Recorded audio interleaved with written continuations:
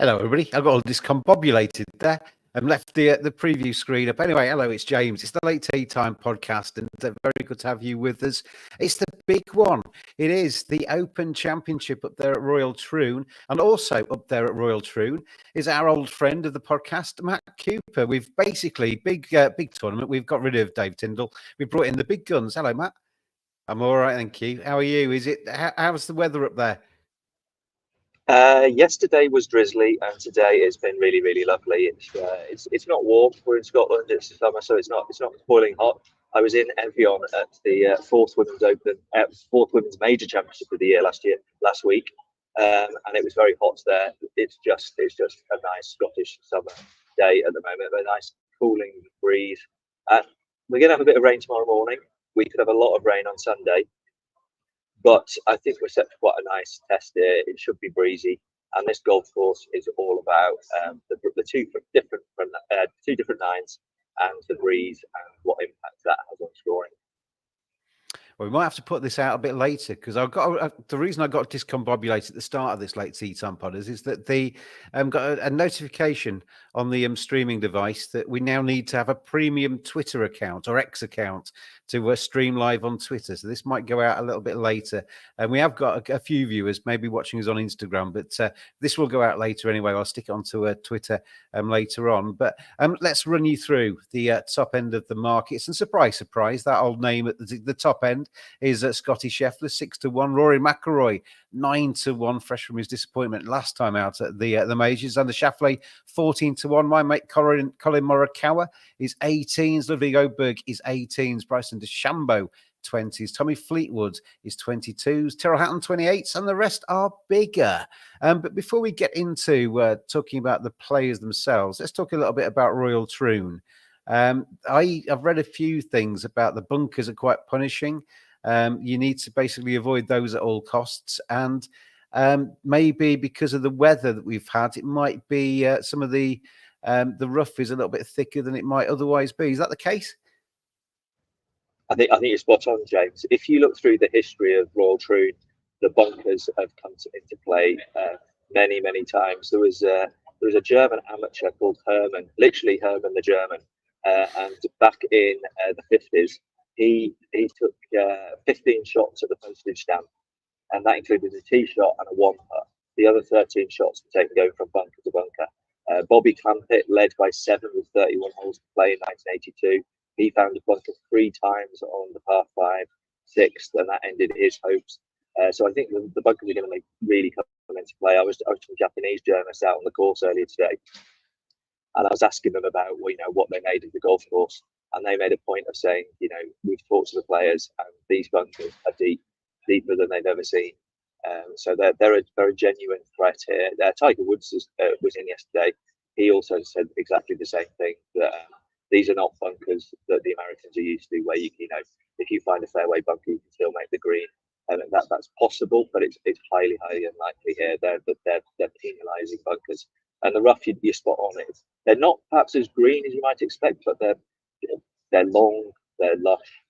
The greens are definitely green. The fairways are green, but that rough, it's like classic sort of fescue-y golden wave of hair, almost like a sort of Greg Norman's hair in the rough. It's lovely. It's lovely to look at. So Greg Norman has got involved at last. Anyway, we are looking ahead then to the 152nd Open. What's on the basis of what we've just talked about there, that it might be quite a tough course to get yourself around and navigate around safely anyway. And what kind of score are we looking at as the potential winning score after 72 holes? Yeah, well, you'll remember, of course, that Phil Mickelson equalled the major championship best score when he finished second here 8 years ago, and Henrik Stenson destroyed that previous mark. But Henrik Stenson himself was chatting to me yesterday, and he said that he expects, having seen the whole course and having seen how the back nine, which is the toughest nine, has been made even more difficult, he thought if the weather stays as it was yesterday, and it was predicted to pretty much do that, he thought 10 under would win. And that indicates it's going to be quite a tough week for the players. It's also worth bearing in mind that Stenson and Mickelson were sensational that week, but the rest of the field was scoring pretty much Spencer's predicting for this week. So in actual fact, in that sense, there's only two men who were sensational 8 years ago. Everybody else found this a difficult test. So there's every reason to think that it'll be tough again this year.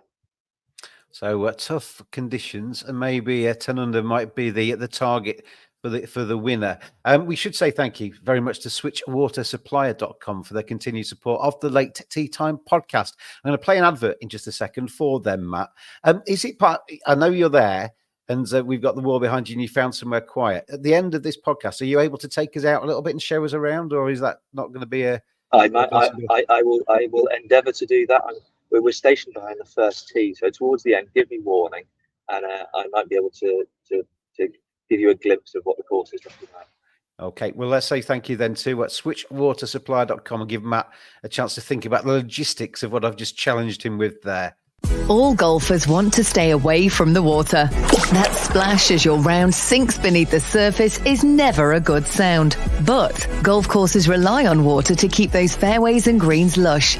For that post-round shower or the clean glass at the 19th hole. Golf courses, indeed most businesses, spend way too much money on their water bills. Switch Water Supplier can cut your water costs and help your business save money. Register now at switchwatersupplier.com. They will do all the hard work and get your business the very best price for your water supply and claim money back if you've been overcharged. Switchwatersupplier.com. Switching made simple.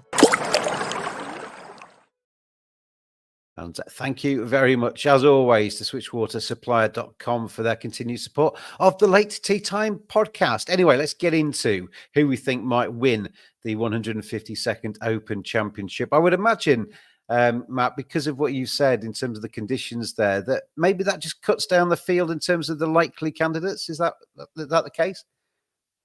I think that's potentially true. I also think that there's many occasions at the Open where we think that people with a good short game are going to come to the fore, and that's often been the case in the past.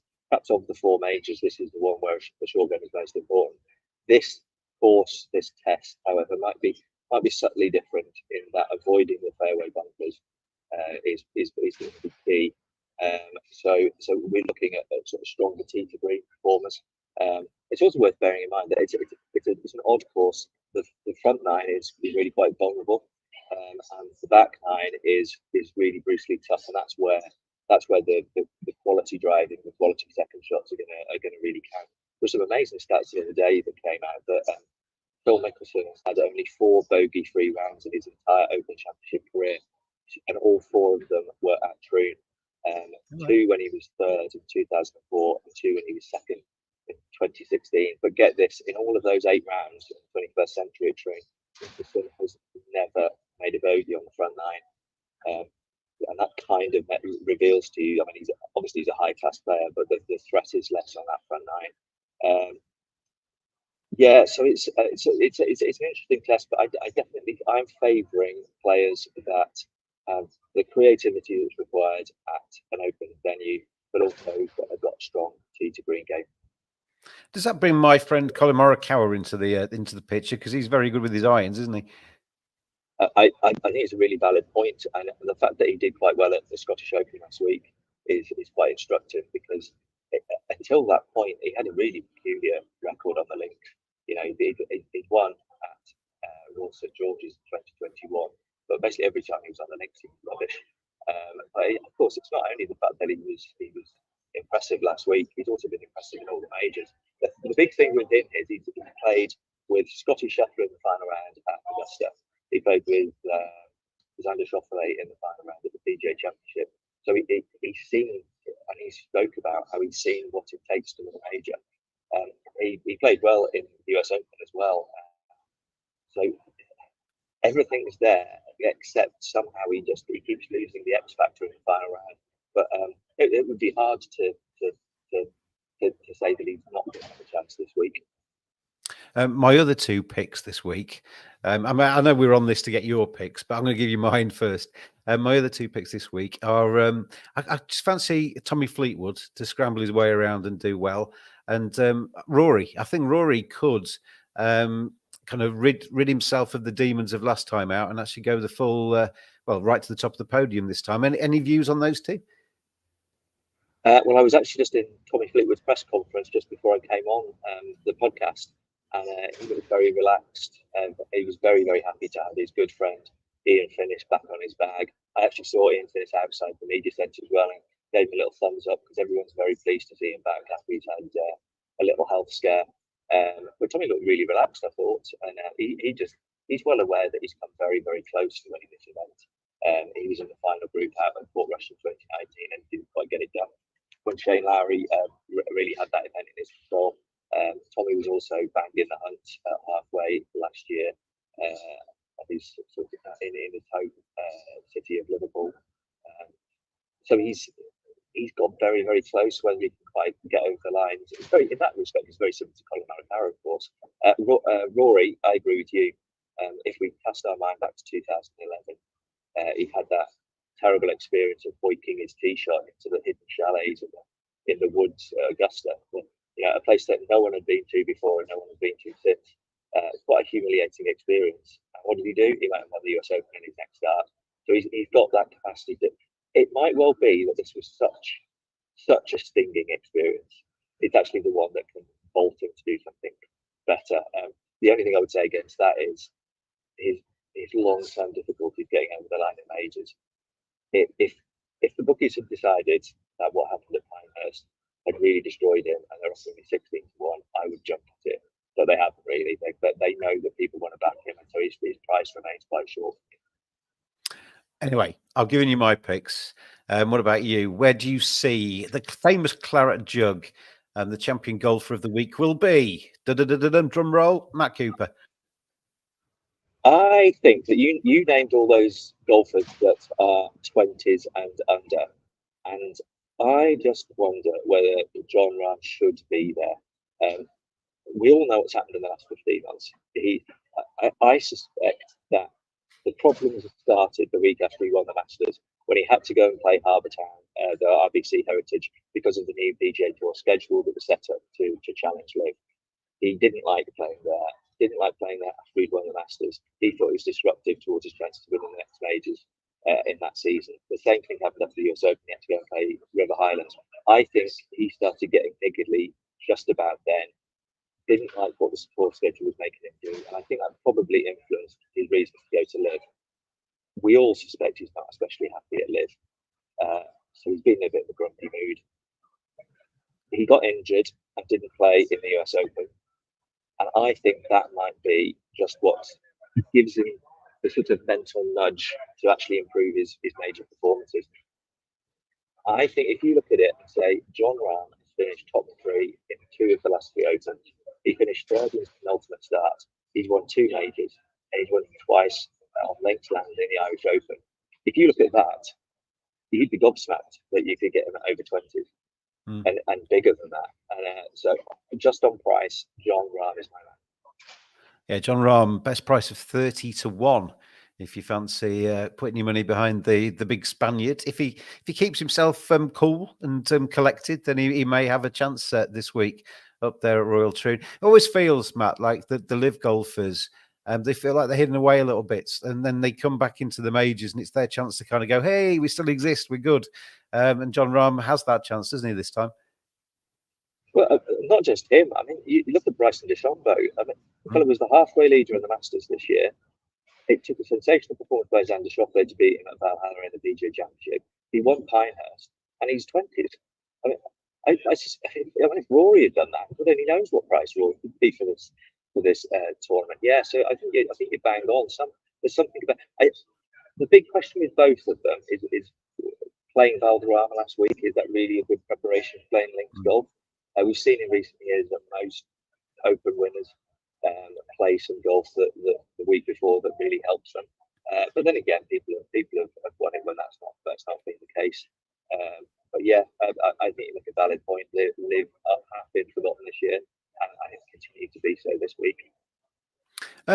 Just one more question. Adam Scott played really well in Scotland, didn't he, in the Scottish Open? And he's a very cool, calm and collected player that's seen every condition under the sun in his time because he's getting on a bit now. Has he got any chance this time, or is he? Do you think is he past it, or is he still going to be up there punching? It's really interesting, isn't it? I thought something similar when he did so well, just pulling up short with Robert McIntyre. And sometimes finishing second can be a heck of a good boost for your next week. Because you just think, well, in his case, you'll be thinking, what the heck do I have to do? A little bit like McIntyre did. McIntyre was brilliant at last year's Scottish Open. He did think he probably won it. Rory McIlroy betted it. Adam Scott was probably in a similar situation to McIntyre this time around. And it might be that this week is the week. I suppose the one down with him is it's a long, long time since he's contended in a major. But the flip side of that is that he really should have won this tournament.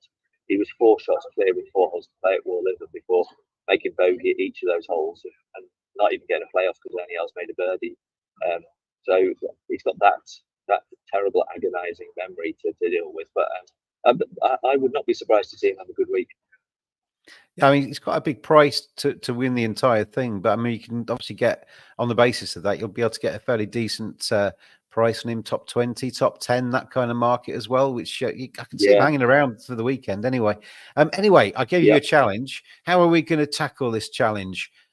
Actually, before you do before you do that, Matt, you mentioned Robert McIntyre, who is the form horse, really, isn't he, in World Golf? He's playing really nicely. I actually put some money behind him in the last major, and he was up there for a while. But this is on home soil, and he won on home soil last week. He's going to come in with loads of confidence, isn't he? Well, it's quite interesting. Do you remember Phil Mickelson won the Scottish Open and then won the Open the week later? And he too, of course, was a left-hander, so we could be set for a sort of a double cap-handed win of the Open. Yeah, he's really good. I mean, I'll just quickly tell you a few others that I like. Tom Kim, creativity, major performance. There's some great stats came out today from a stat company, which had all the strokes gained stats from the last 20 years on links courses in Great Britain and Ireland. Tom Kim was not just clear of the rest of the field; he was quite a long way clear of them. I think you get 50s on him. My real outsider is Eric Cole. I think the American's dad led the Open of 54 holes in 1975. He showed a bit of form in the last 2 Scottish Opens. I think he's got a little bit of a chance of being inspired by what his dad did. And I think Matthew Southgate's out early tomorrow, and he is another who's very inspired by the Open. As a kid, he dangled his legs over the bridge on the Barry Burn and watched John van der Velde paddle around in the water. He went with his dad to the 2009 Open to watch Tom Watson, who's both of their heroes. He was 12th here in 2016. He was 6th at Royal Birkdale. Out second group, I think he's a decent chance in the first round leader, and he can get 150 to 1 with certain places. So yeah, he's got a good chance. Now I will say my plan is this. Hopefully my Wi-Fi signal stands up, and I will take you from the media centre. We will make our way behind the first tee, possibly get a glimpse of the putting green, and make our way up the first. And I'll try to pretend that I'm talking to a friend all the time I'm doing it. Of course, I'm talking to friends. Of course, I'm talking to friends. So here we go. Then. Maybe I see. So we can see right. There's proof now. We can see the logo there on the side of that little bit outside. Here we go. There's the entry. I'm heading over to the back, behind you first. Hello, you're right. Television, Sarah Sturck there behind me. Fantastic! Look at that. The first tee.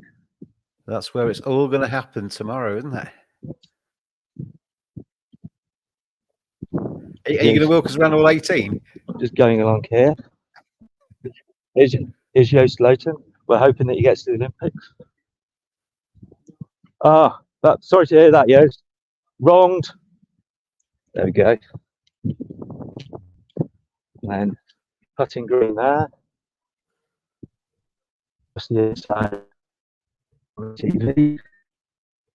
Well, I think we're on the Wi-Fi now. Oh, here we go. You're back again. You just cut out for a second. Oh, here we go. Did you catch me? Unfortunately, telling Joost Luiten.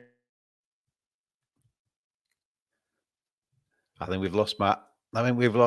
So Matt has done his best there to show us a little bit around Royal Troon. A little bit. Oh, Here we go. He's back. He's back. Oh, wow. Look There at we that. go. There we go. And I'll just give you a little final look. So that's the stage. The stage Fantastic. set. Fingers crossed. Give me one name then. Is it going to be John Rahm from you?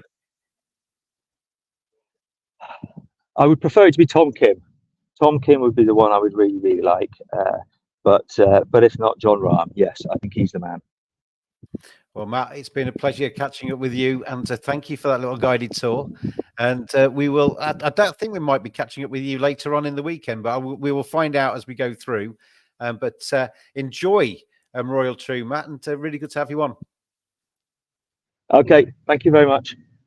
See ya. And late tea time podders around the world, gamble responsibly. It's always fantastic, and it is the Open, for goodness sake. We will be back, of course, because it is a major between the rounds, ahead of round 2, ahead of round 3, and ahead of the final round as well. And we'll see you again shortly.